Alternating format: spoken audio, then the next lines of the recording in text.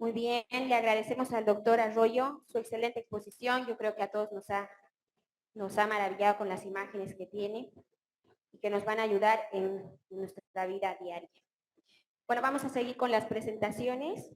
Vamos a continuar con el doctor, perdón, Marco Antonio Belsu Rodríguez. El doctor es neonatólogo y facilitador en simulación clínica.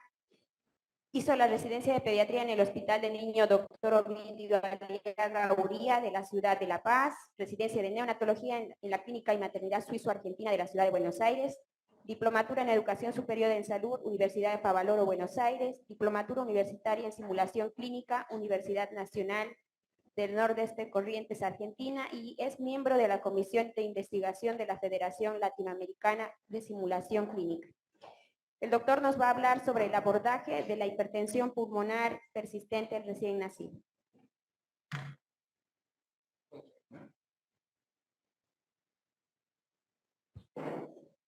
Hola, hola. Bueno, yo voy a usar este micrófono, ¿sí? Para que sea un poco más cómodo. Supongo que esto es... ¿Cuál es el puntero? Perfecto.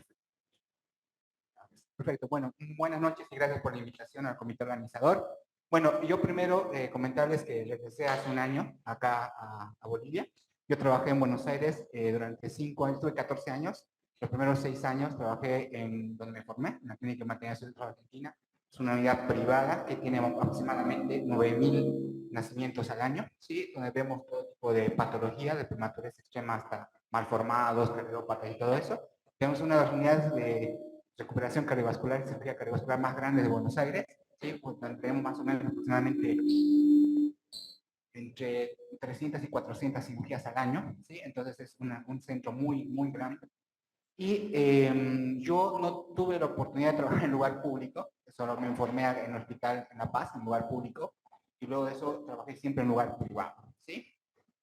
Yo voy a mostrar mi experiencia en lo que me gusta, además, yo soy máster en efectividad clínica, hago mucha investigación, o hacía investigación en Buenos Aires, trabajé con muchos equipos del exterior, y venía a mostrar estos resultados en lo que, un tema que me fascina, que es la hipertensión pulmonar, ¿sí? Bueno, ¿sí?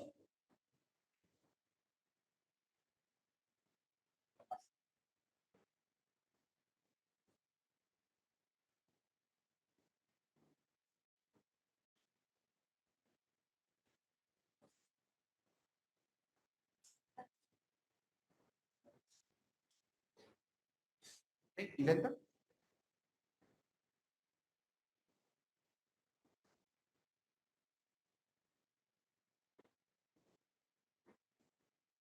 Bueno, yo solamente voy a comenzar diciendo que me pareció fascinante las dos anteriores charlas que dieron los doctores. La verdad que son, si uno les puso atención, tiene que cumplirlas al 100%.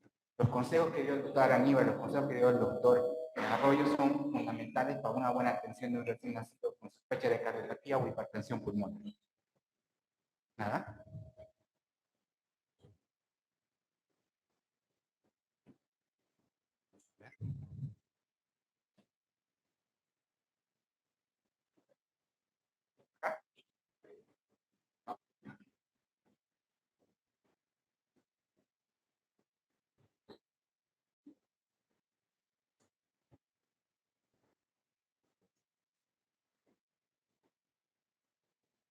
Bueno, también va a ser para que se despierte.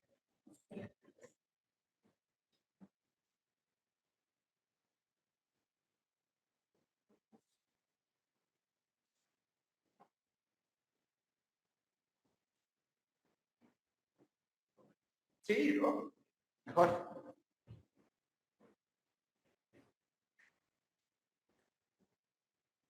Ah, ya, perfecto. Bueno, nada, eso es mi resumen de mi currículum abreviado. ¿Sí? La siguiente, por favor. Bueno, siga la siguiente. Bueno, este es nuestro tema que vamos a tocar el día de hoy. Hacemos una introducción al tema. Vamos a ver cómo hacemos diagnóstico de hipertensión pulmonar. Vamos a mencionar un poco de las estrategias ventilatorias que usamos, la terapéutica hemodinámica que utilizamos en hipertensión pulmonar, la pseudoanalgesia, que es muy importante en hipertensión pulmonar, y la experiencia del manejo de óxido nítrico. La siguiente.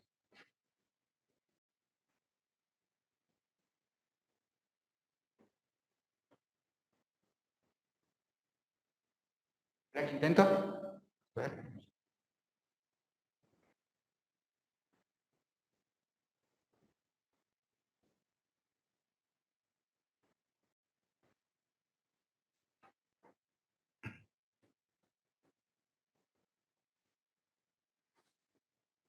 unas flechas acá, sino en el PowerPoint.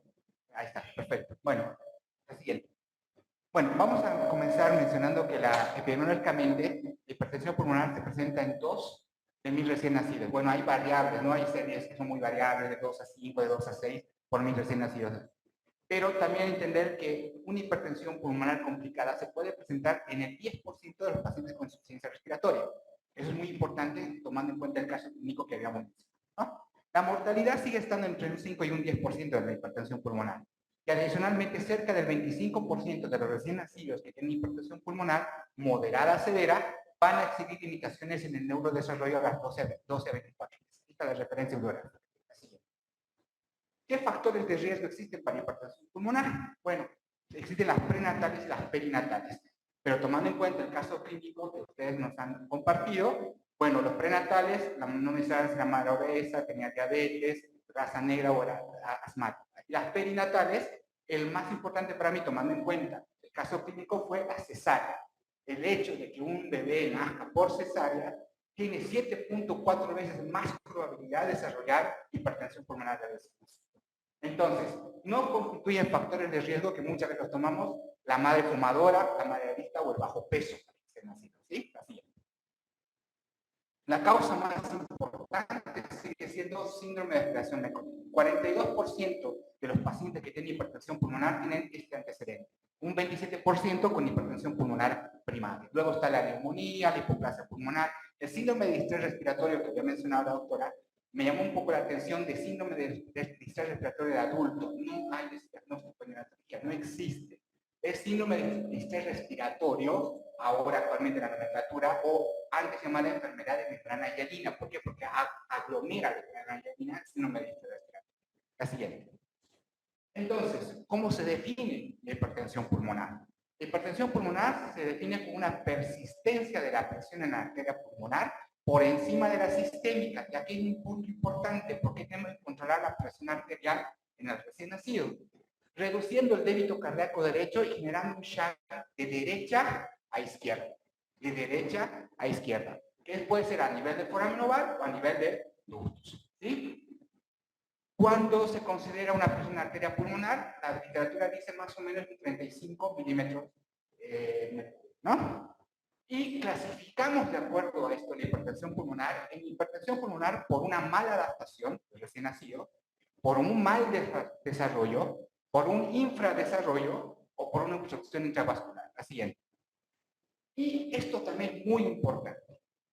La hipertensión pulmonar del recién nacido viene asociada con una definición de falla respiratoria hipoxémica.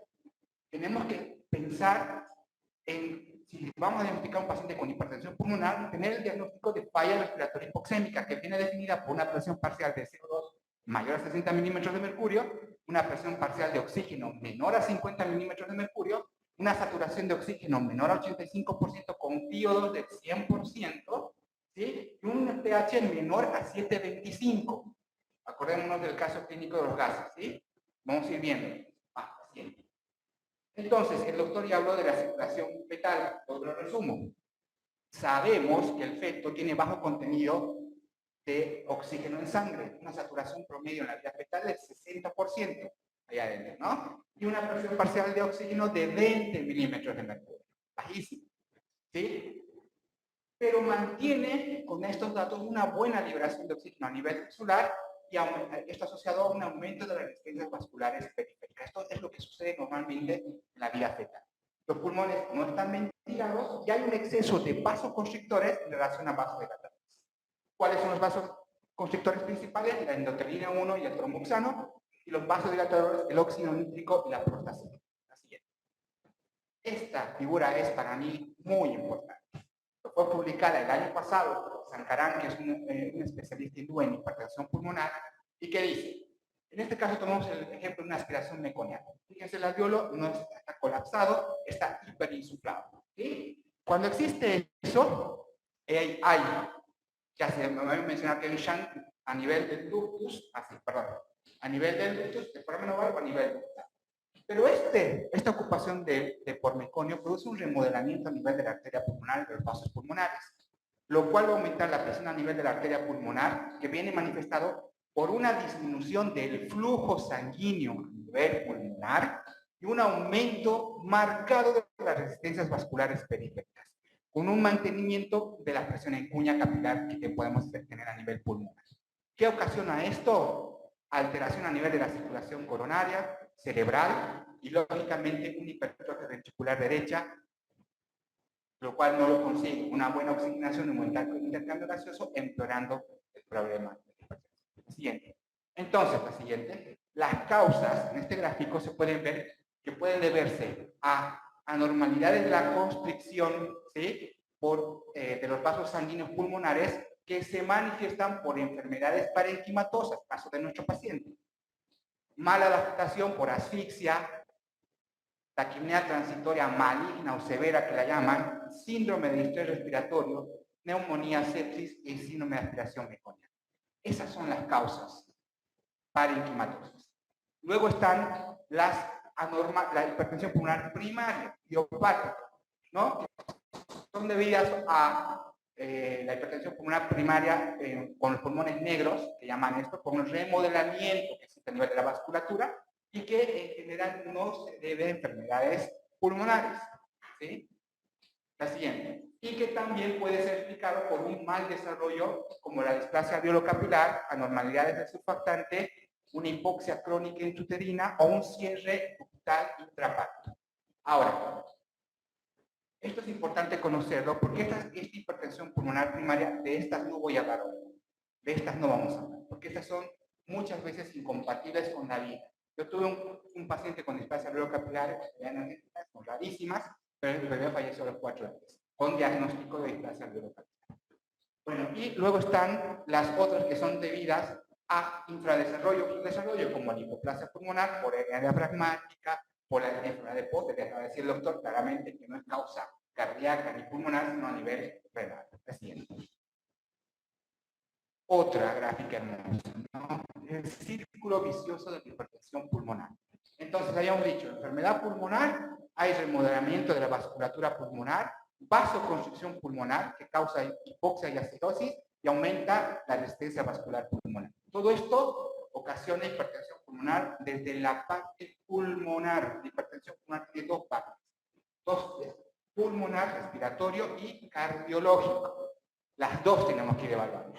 La siguiente. Esto ocasiona que haya un retorno, de una disminución del retorno venoso pulmonar, una disminución de la precarga en el ventrículo izquierdo que va a ocasionar este abombamiento del septum interventricular hacia la izquierda. Y esto, la siguiente, empieza a manifestarse con hipoxemia sistémica, disminución de la perfusión coronaria, daño del miocardio, una dilatación del ventrículo derecho, ¿sí? Los cardiomiocitos se encuentran ensanchados. Esto va a disminuir la contractilidad del ventrículo derecho y va a causar mayor disminución del flujo a nivel de la arteria pulmonar. Perdón, en resumen, la siguiente. En resumen, hipoxia, hipercapnia, acidosis, hipotermia, así nos viene nuestro paciente, provoca vasoconstricción pulmonar, esto causa mayor incremento de la resistencia vascular pulmonar, mayor shunt de derecha a izquierda, mayor hipoxemia, mayor hipercapnia, mayor acidosis, mayor hipotermia, ¿no? Entonces es el círculo vicioso de la hipertensión pulmonar. La siguiente. Pero fíjense este gráfico, muy interesante. Cuando vemos la parte circulatoria de la hipertensión pulmonar, hay un aumento de la resistencia vascular periférica, que esto va a sobrecargar el ventrículo derecho. No sé, muchos estamos acostumbrados a que no llamamos al cardiólogo porque es normal que tenga la resistencia vascular pulmonar incrementada el primer día de vida. No, si tiene un paciente que está con dificultad respiratoria cianótica, además de sospechar la cardiopatía, llamen al cardiólogo. No importa que tenga 4 horas de vida, 5 horas de vida, 12 horas de vida, llámenlo, porque él va a ser el primero, va a decir, sí, Marco tiene la resistencia vascular aumentada o no, che, mira, la persona a nivel de la arteria pulmonar, no sé, me hace sospechar que puede progresar mal, que ese paciente se puede complicar. Por eso es importante el cardiólogo. Y dos caminos a nivel de los shunts, ¿se acuerdan, no es cierto? Acá hay una disfunción del ventrículo derecho a nivel sistólico y diastólico y un shunt de derecha a izquierda a nivel del ductus o a nivel del foramen oval. ¿Qué provoca esta vía? Ambas vías en realidad, una disminución del flujo pulmonar y lo cual va a causar una disfunción del ventrículo izquierdo y una disminución del gasto cardíaco a nivel del lado izquierdo. Y esto ocasiona hipoperfusión sistémica y shock. Y ahí está la causa del shock, ahí está la causa de hipotensión, ahí está la causa de todo lo que tenemos de hipertensión pulmonar. Así es. Este gráfico me dice todos los tipos de hipertensión y cómo su manifestación. Normal, marcar hipertensión pulmonar leve a moderada, shunt bidireccional a nivel del pulso foramenoval, el septum está intacto y hay una leve sobrecarga del ventrículo derecho y un aumento de la contractilidad del ventrículo derecho. Me voy, aumento, no hago nada, espero. Se vuelve una hipertensión pulmonar severa, donde hay un shunt de derecha a izquierda a nivel del ductus o a nivel del foramenoval, el septum se abomba hacia el lado izquierdo, es lo que va a ver la doctora. ¿Sí? Hay un aumento de la sobrecarga del ventrículo derecho y acá la contractilidad del ventrículo derecho disminuye. Peligro. ¿Por qué? Porque si no hacemos nada, entra en una hipertensión pulmonar severa con disfunción del ventrículo izquierdo. Y estos pacientes son gravísimos. Son difíciles de resolver el problema de hipertensión. ¿Sí? ¿Por qué? Porque, perdón, hay un shunt de derecha a izquierda a nivel del ductus o un ductus cerrado. Otro gran error. A veces prematuro, 35, 36 semanas, mejoramos el ductus y empeoramos el problema de la hipertensión pulmonar. Empeoramos muchísimo el problema de la hipertensión pulmonar. Una sobrecarga marcada del ventrículo derecho y hay una disminución de la función en general del ventrículo derecho e izquierdo. La siguiente. Otra parte importante de conocer. Si nosotros vemos los vasos pulmonares, tenemos que conocer que hay, haber dicho, vasodilatadores y vasoconstrictores. ¿Cuál es el principal vasodilatador pulmonar? El óxido nítrico. ¿Sí? El óxido nítrico que está en esta. ¿Sí? Y el principal vasoconstrictor, la endotelina 1, que tiene dos partes, una A y una B. Cuando la B es buenita, entre comillas, se adhiere fácilmente al óxido nítrico, vasodilata.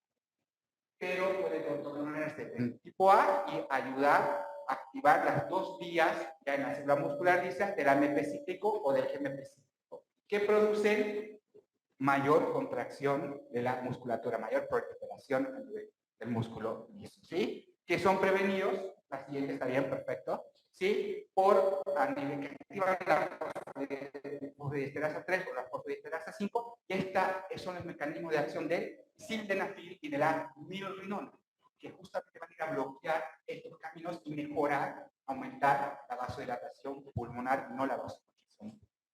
Así. Y la endotelina 1 sigue siendo el principal vasoconstrictor que tenemos, ¿no es cierto? Ya había mencionado la A y la B, puede producir bien o mal. La siguiente. Bueno, ahora, ¿cuáles son los criterios diagnósticos en sus unidades? Vamos, la siguiente. Miren, lo que le han dicho, la saturación pre- y postductal. Qué interesante. Nos sirve, ¿no? Un montón. Entonces, nos preguntamos si el paciente satura menos de 85% preductal, ¿tiene enfermedad pulmonar? Mejore la parte pulmonar. No tiene enfermedad pulmonar, nos vamos a ver el gradiente. Si en el brazo derecho preductal es igual al brazo izquierdo, sospechamos en estas patologías. Hipertensión pulmonar aguda con ductus cerrado o restrictivo. Hipertensión pulmonar aguda con un defecto a nivel auricular, una comunicación interauricular, ¿sí? O hipertensión pulmonar aguda con una disfunción del ventrículo derecho y como última opción, enfermedad congénita. Si el brazo derecho es mayor que en el miembro inferior, ¿sí? Pensamos en una hipertensión pulmonar aguda con ductus abierto. Esto está muy bueno. ¿Sí? Y hay que considerar que tiene que haber una diferencia del 20% entre la pre y la post. ¿Sí? Y si es menor en el brazo derecho que en el brazo izquierdo, urgente, cardiólogo. El cardiólogo tiene que venir porque lo más común es la transposición de grandes vasos. Vamos a la siguiente. El doctor ya lo dijo, doctor Aníbal. Cuando tenemos un paciente con hipertensión pulmonar, tiene que estar monitorizado de pies a cabeza. Perdón. Tenemos que ser agresivos. Agresivos. Monitor multiparamétrico. Eso es lo que hacemos nosotros allá. Monitor multiparamétrico. Queremos hacer un momento pre y postductal. Monitorización de la TA, invasiva y no invasiva. Si tienen catéter arterial y umbilical, como dijo el doctor, colóquenlo, es de preferencia, lo quieren ellos. Sirve mucho también. Catéter percutáneo, colóquenlo. Hacer una ecografía, tener NIRS, lo que conocen, ¿no? Para ver la circulación cerebral, también lo hacemos allá. La siguiente. Fíjense que en el año 2008, un gran profesor, un neonatólogo muy conocido en Buenos Aires, el doctor Oñatibia, tenía una beca, hacía muchos estudios. En el año 2008, el doctor fallece, pero deja dos normas muy importantes para la Universidad Argentina de Perú. Él hizo una pregunta muy importante. Él decía, ¿cuál es el monitoreo óptimo en la UCI? Y él dijo, a ver cuántos toman 3 signos vitales en forma simultánea. Es decir, en las unidades, ¿no? Y fíjense, solo el 8,4% no tenía un solo monitor. El 42% solo tenía oxímetro de pulso. El 13% tenía un monitor multiparamétrico. Y el 63% de los chicos no tenían TEA. Gravísimo. Entonces, con esto saca en agosto de 2013 y de octubre de 2013, la sociedad saca el consenso de monitorización del paciente completo. En este caso, con hipertensión pulmonar. Así. Entonces, ¿cuál es el gol estándar? ¿Ya lo dijeron? Ecografía, ecocardiograma. Es el gol estándar para el diagnóstico de hipertensión pulmonar. ¿Por qué? Porque me va a indicar, la doctora en conjunta con nosotros, qué inotrópico voy a usar. ¿Sí? Me va a ayudar en el seguimiento del paciente, muchísimo, y me va a ayudar a ver la respuesta al mismo tiempo.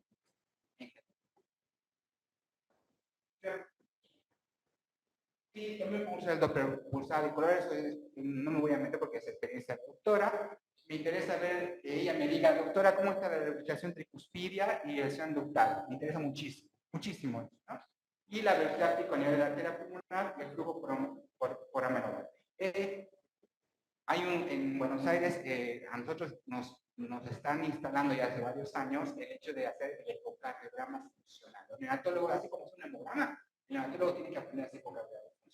Porque si no está el cardiólogo a las 2 de la mañana, entonces yo tengo la posibilidad de hacer estas medidas y decir, che, este paciente necesita inotrópico ahora, no mañana cuando venga el cardiólogo, ahora. Entonces le vamos a iniciar el inotrópico.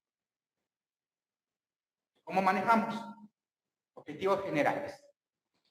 Asegurar una adecuada entrega de oxígeno a los tejidos. Minimizar los daños producidos por el oxígeno y la asistencia respiratoria mecánica.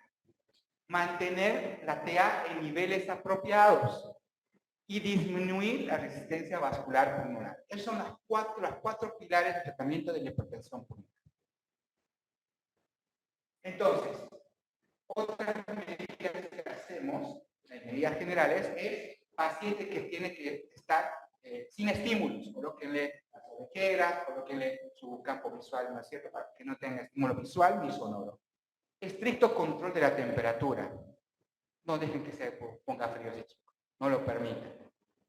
Balance de ingresos y egresos estricto. Nutrición parenteral. Sí, porque ese chico va a estar ayunado mucho. Seguro 3, 4, 5, 6 días. Y es una hipertensión pulmonar.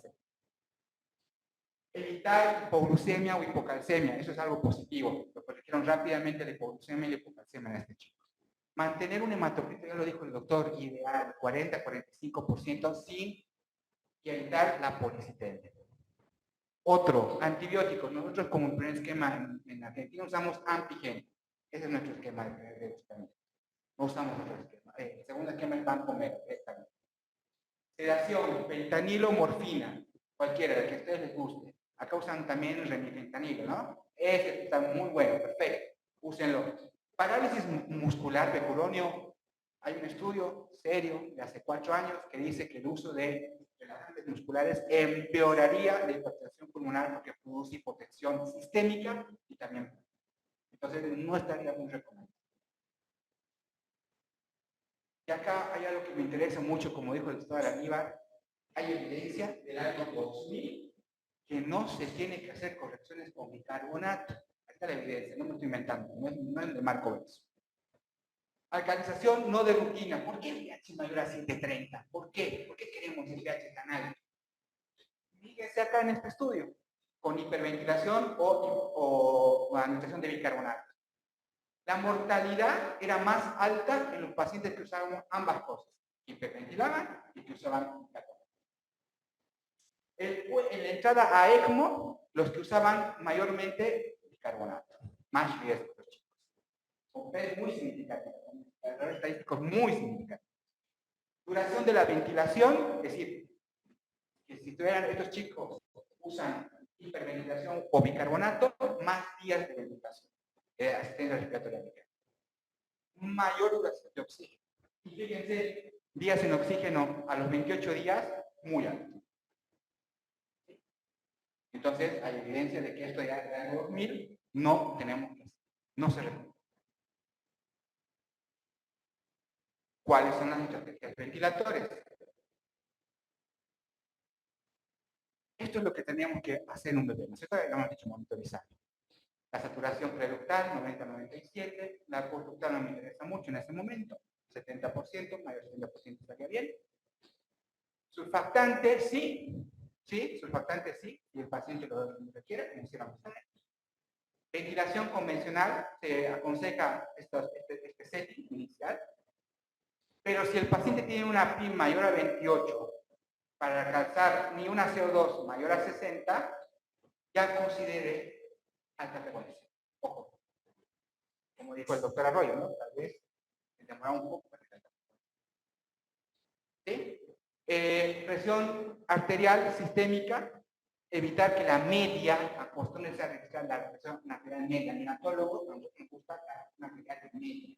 No me gusta la sistólica porque ustedes saben que los en kilos varía mucho de un autor a otro. Me interesa la media, eso sí están todos de acuerdo.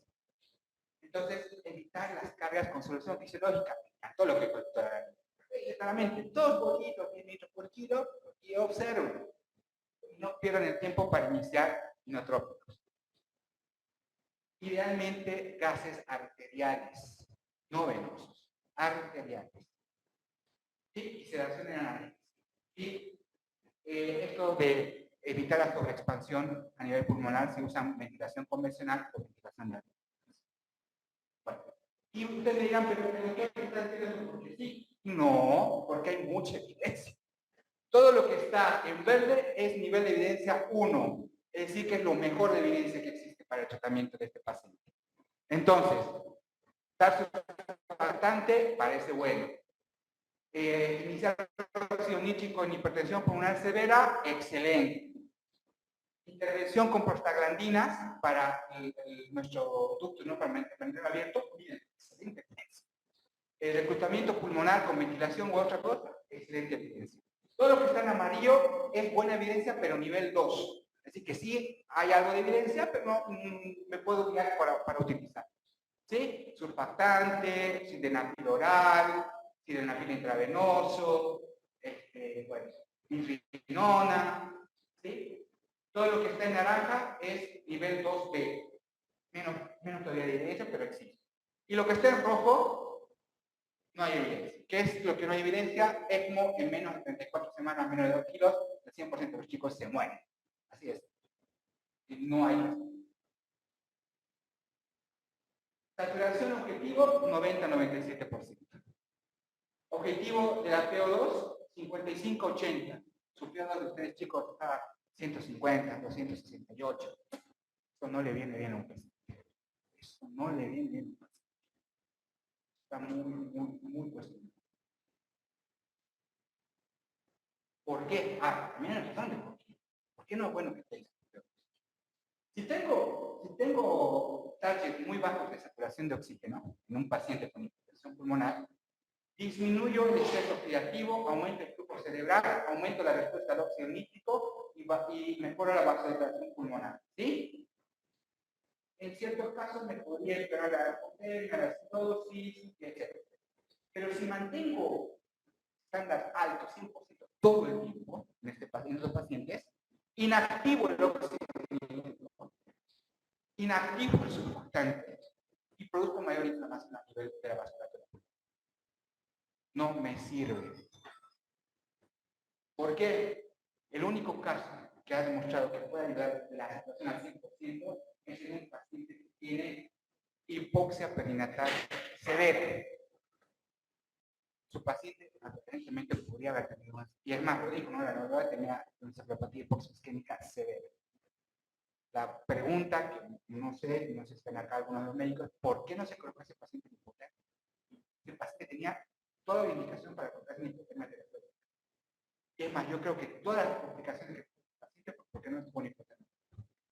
Todo, ¿eh? ¿Por qué una PO2 menor a 50 no aumenta la defensa vascular pulmonar? ¿Sí? Y porque si damos oxígeno al 100%, aumentamos la contractilidad de la arteria pulmonar. Esto fue descrito el año 2006. Ya está demostrado. Mucha evidencia. Ventilatoriamente, me interesa que mantener una capacidad de reserva funcional adecuada, sin sobredistensión ni provocar atelectasia. Ajustar el setting para mantener una expansión normal. Tiene que ser muy dinámico el manejo ventilatorio. Monitoreo del volumen vital y de la mecánica pulmonar para prevenir sobreexpansión. Considerar bajo en hipertensión pulmonar con patología pulmonar. Bajo en hipertensión pulmonar con patología pulmonar. No en hipertensión pulmonar primaria. Los chicos hagan lo que hagan en hipertensión pulmonar primaria, si es severa, tienen el 92% de los chicos que mueren, fallecen. Determinar la estrategia ventilatoria según patología subyacente y mantener oxigenación. Evitar hiperventilación, pero no es buena la acidosis respiratoria. Eso sí, está bien. Precios elevados, 45 a 55 milímetros de mercurio o más si estamos utilizando, por ejemplo, una hernia diafragmática congénita. No alcalinizar, pero evitar acidosis. Ahí está el pH que tengo que tener. 725, 730, muy bueno. Estamos contentos con ese pH. Optimizar el reclutamiento alveolar, optimizar la hemodinamia, cuidar el gasto cardíaco y usar vasodilatación severa.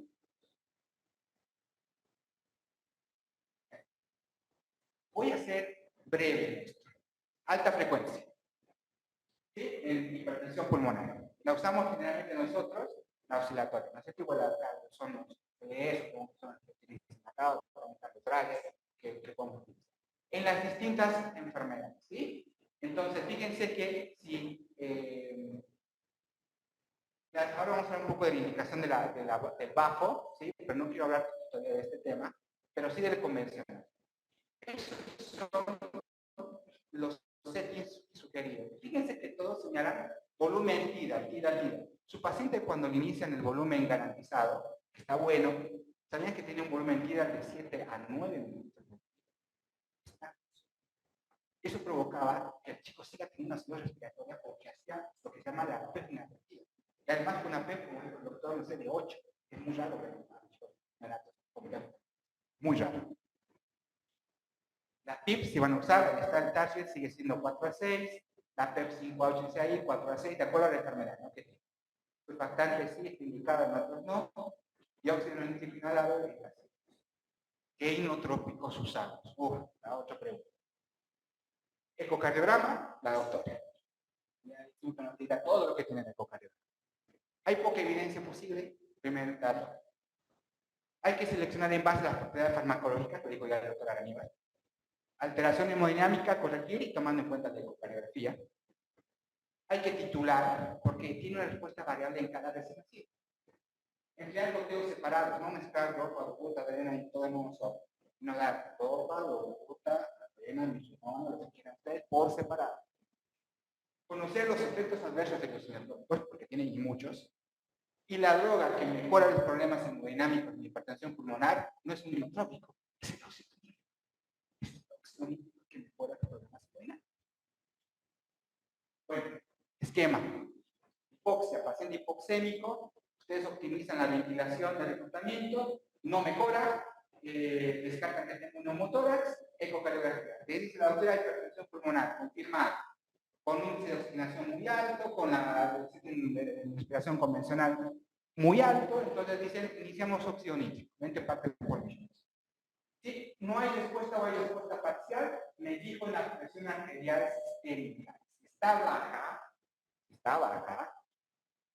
me fijo en la distensión del ventrículo derecho, si está hay disfunción o si está normal. Si hay disfunción, puedo usar dobutamina, epinefrina y las prostaglandinas. Si está normal, vasopresina, norepinefrina e hidrocortisona. Y si la presión arterial sistémica no está baja, uso mirrinona, dobutamina o prostaglandina. ¿Está la dopamina? Tiene una razón. Descendiendo la bajo gasto a nivel del ventrículo derecho, precaución con los bolos, mantener una buena presión media de la vía aérea, considerar vasopresores y bueno. Si hay una alteración en la contractilidad del ventrículo derecho, dobutamina y epinefrina. Si hay una sobrecarga del ventrículo derecho, la poscarga está aumentada, perdón, hay que usar mirrinona como vasodilatador selectivo y bajas dosis de prostaglandina y óxido nítrico. Este es un esquema muy interesante de qué tengo que hacer de acuerdo al ecocardiograma, ¿sí? Y a la presión sanguínea. Si la presión, hay disfunción cardíaca y la presión es normal, uso mirrinona más adrenalina o dobutamina. Si la presión, hay una disfunción cardíaca con la presión baja, utilizo óxido nítrico, adrenalina mirrinona, mirrinona vasopresina, hidrocortisona, y este paciente es candidato para esto. Si la presión no hay, la función cardíaca es normal, la presión arterial es normal, puedo usar óxido nítrico, sildenafil. Si la presión es baja y la función cardíaca es normal, puedo usar óxido nítrico, dopamina, adrenalina, noradrenalina, vasopresina. ¿Qué hago con los shunts? Ahora me voy a ver los shunts, nivel ductal a nivel del foramen. Con eso también puedo decidir sobre la doctora, por eso es importante la carrera. A mí para decirme qué estamos haciendo bien o mal. Si el shunt a nivel del foramen oval, ese es a nivel del ductus. Si el shunt es de izquierda a derecha, a nivel del ductus, y a nivel del foramen oval de derecha a izquierda, entonces, prostaglandina, porque probablemente son las cardiopatías, ¿no? Si el shunt a nivel del ductus es de derecha a izquierda y es de derecha a izquierda también a nivel del foramen oval, óxido nítrico, sildenafil, mirrinona y adrenalina. Si el shunt de derecha a izquierda es normal en ambos, ventilación isofactal. Y si el shunt es alterado a nivel del ductus y es normal a nivel del foramen oval, mirrinona, difusión de prostaglandinas y óxido nítrico. Así que esto resume el tratamiento neonatal cardiovascular. Igual les deja, pueden compartir la diapositiva, no hay ningún problema. Bueno, este es un esquema, no lo voy a decir mucho, pero porque se ha publicado, pero a mí me pareció interesante por lo siguiente. Fíjense que ahora hay más cosas para considerar una hipoxemia refractaria, ¿sí? Asociada a hipertensión pulmonar, lógicamente, con disfunción de ambos ventrículos, donde ya ven y van haciendo el manejo de acuerdo a la disfunción del ventrículo derecho o del ventrículo izquierdo. Todavía hay controversia en dos puntos, que es a nivel de la FIO2, porque algunos dicen FIO de 60, otros FIO de 40, entonces no voy a marcar mucho, pero este esquema me parece que va a ser el que se va a empezar a utilizar luego cuando haya mucha más evidencia.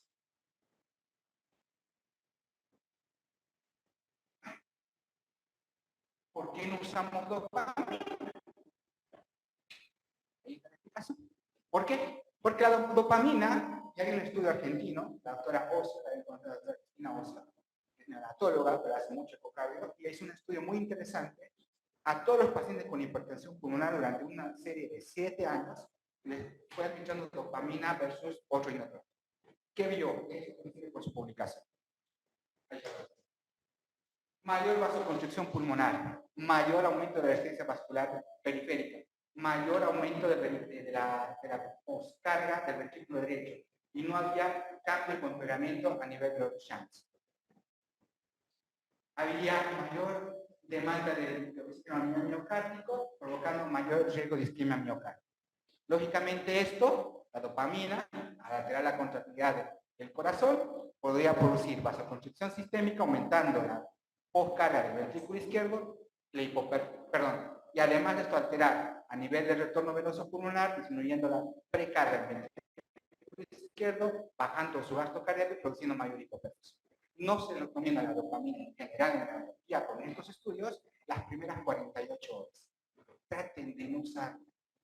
Hay evidencia. Y hay mucha evidencia. ¿Qué esquemas de energía se usan? La verdad que eso ya tenemos que estar muy, pero muy avanzados en la tecnología, ¿no? Fentanilo, remifentanilo, no hay ningún problema en el que usted quiera morfina, usarlo. Acá colocó paracetamol porque es un esquema en general de neonatología. Morfina, ketamina, óxido nítrico. Voy a hablar rápidamente de óxido nítrico y vasodilatadores pulmonares. Hay tiempo que el óxido nítrico es el principal vasodilatador pulmonar. Este es un paciente con hipertensión pulmonar severa, en mi unidad. Óxido nítrico, alta frecuencia, con todas las bombas ahí colocadas, recanalizado, intubado. Es el vasodilatador pulmonar por excelencia porque mejora la relación ventilación-perfusión, causa vasodilatación aún en presencia de daño celular. Esta es la explicación fisiopatológica, no la voy a dar, porque acá no tenemos óxido nítrico, lamentablemente. Pero sí es importante conocer esto, el índice de oxigenación. El índice de oxigenación es el principal parámetro para iniciar óxido nítrico. ¿Sí? Entonces, ya saben cuál es la fórmula, ¿sí? La presión a la media de la MAP de la vía aérea por kilo 2% sobre la presión parcial de oxígeno. Tiene que ser arterial, no puede ser venoso para hacer este cálculo. ¿Sí? Entonces, fíjense que acá tenemos un esquema, ¿sí? Óxido nítrico se inicia más o menos cuando hay un índice de oxigenación moderado, es incrementado en 20, ¿no es cierto? Entonces ya tendría criterio para inicio de óxido nítrico. Lo mismo acá, ¿sí? Se clasifican hipertensión pulmonar leve, moderada, severa, pánico, porque hay algunos que te dan pánico y hagas lo que hagas, no funciona, ¿sí? Entonces, pero ya acá le dan como moderada más o menos también en 20. ¿Sí? Entonces, fíjense ustedes que la incidencia de ESMO y muerte con el índice de oxigenación, que si ustedes esperan un índice de oxigenación muy alto, o sea, no inician óxido nítrico, el riesgo de muerte es muy alto. Entonces, ya hace muchos años, en 2017, su actualización en 2020, en este estudio que hicieron en recién nacidos mayores de 34 semanas, bueno, para determinar si el óxido nítrico en recién nacidos a término hipóxico reduce la mortalidad, pues sí, parece que es razonable porque sí disminuye la muerte. Óxido nítrico más bajo, excelente la asociación. No voy a decir que hay mucha evidencia sobre esta terapia asociada. Alta frecuencia, más óxido nítrico, mejora los resultados de mortalidad y todo. Fíjense, cuando usamos los dos, se produce mayor vasodilatación a nivel pulmonar. Perdón. Y otra cosa, cuando asociamos alta frecuencia, óxido nítrico y milrinona, ay, no vale maravilla. Las hipertensión pulmonares se ven, porque más bien que y acá el inotrópico de excelencia es la milrinona. ¿Cómo hacemos el destete de óxido nítrico? Allá tenemos varios esquemas. Si es respondedor, se va disminuyendo un esquema a 5 partes por millón, de ahí se hace por hora. Tenemos óxido nítrico, pero tal vez sí lo tengamos desde octubre, ¿eh? Es una buena noticia. Bueno, ahí está el esquema con el cual medimos y el 40% de los chicos no responden al óxido nítrico. Los chicos con hipertensión, una cifra muy alta. Entonces, no mantengan óxido nítrico si no son respondedores. Hay que sacar rápidamente el óxido nítrico porque esos chicos hay que darle otro tipo de... ¿sí? Entonces, esas son las ventajas y desventajas del óxido nítrico, no voy a comentarlo. Sildenafil, ¿no? Es lo que me interesa. Sildenafil. Ya sabemos que va a ir a fosfodiesterasa, sí, ¿cierto? Bueno, sildenafil oral parece que tiene buena respuesta en la hipertensión pulmonar. Hay que saber usar el sildenafil. Con un índice de oxigenación, fíjense, cuando más demoramos, el índice de oxigenación se incrementa más. Si ustedes tienen la posibilidad de usar sildenafil en hipertensión pulmonar, úsenlo lo antes posible. Hay que ser agresivo con la hipertensión pulmonar. Los chicos se complejizan muy rápido, en horas. Sildenafil, oral. Otro estudio, la dosis exagera para ver la dosis, 3 miligramos por kilo cada 6 horas. Agresivo, muy agresivo. Hay una pregunta que me hizo Pedro, me dice, riesgo de hipotensión. Sí, hay un colombiano que estudió mucho, Vaquero, se apellida, estudió en hipertensión pulmonar, y él demostró que el riesgo de tener hipotensión sistémica es bajísimo. No tenga miedo, úsenlo. Igual que la milrinona, ¿eh? Muchos dicen, no, pues hipotensión. Hay un multicéntrico que a favor de que dice, explícate menor, usen sildenafil. Están a favor de los. Entonces hay dosis de carga, que pueden ver ustedes, también usa el tadalafilo, no sé si acá hay tadalafilo para la ozoneoterapia. Sildenafil endovenoso, sí, es el medicamento que tiene una mayor evidencia en tratamiento de hipertensión pulmonar en el recién nacido. Prostaciclinas, acá no sé si tenemos prostaciclinas inhalatorias, ¿sí? La I2, no estoy hablando de la ayuda en oxidolítico, ahí están las marcas que hay, hidrocortisonol, hidroprol, hidrocortisenil, y esas son las dosis. Milrinol, que inhibe la fosfodiesterasa 3. Estoy terminando, ¿eh? Miren, baja el índice de oxigenación, baja el índice de oxigenación, baja el índice de oxigenación, baja el lactato, mejora la función ventricular derecha, disminuye la presión arterial pulmonar, etcétera, etcétera. Usen milrinol, aprendan a usar milrinol. Las dosis de carga, en menos de 30 semanas se puede usar. Mejora la resistencia a nivel de vasculatura pulmonar, mejora el flujo y la presión arterial, mejora la función a nivel ventricular derecha e izquierda, es decir, mejora todo. Bosentan, eso usa mucho en pediatría, ¿no? Usa mucho en pediatría, ¿no es cierto? ¿Qué? No hay en Bolivia. Ah, bueno. Entonces, Bosentan es un buen, no hay estudios hechos en neonatología en el mundo todavía, pero sí hay hecho estudios en pediatría, se está intentando explorar sus estudios en neonatología. Los que están experimentando mucho con esto son los ingleses. De Inglaterra, los estudios del Reino Unido están experimentando con Bosentan, ¿sí? Pero parece que tienen buenos resultados, igual están comenzando, están en una fase inicial de estudios. Dosis oral, de la gran ventaja de oral, 1 a 2 miligramos por kilo. Bueno, entonces, este es el caso que me han enviado. Yo no voy a decir que está bien o que está mal. Yo lo que voy a decir es que ustedes piensen el caso, lo que han presentado el caso, lo analicen y digan qué tenemos que mejorar. ¿Qué tenemos que mejorar para que esto no vuelva a pasar? Un paciente que esté internado 28 días, que es cierto, con una hipertensión pulmonar severa, pero ¿qué podemos mejorar para que esa internación sea más corta? El paciente esté menos tiempo en el respirador, pensemos, analicemos todas las cosas que podemos mejorar en este caso. ¿Sí?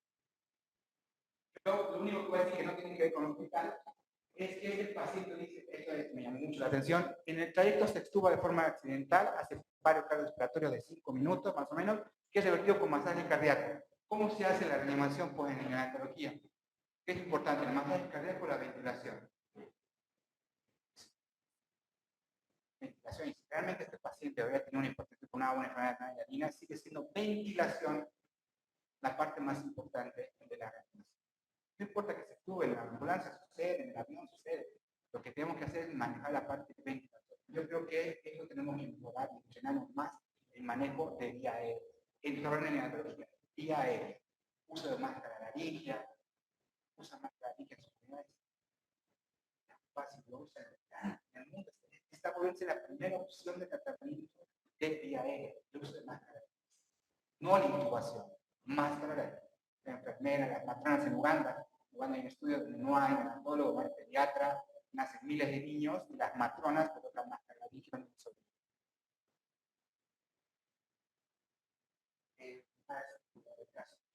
Solamente quiero repetir, no tenemos tiempo para discutirlo.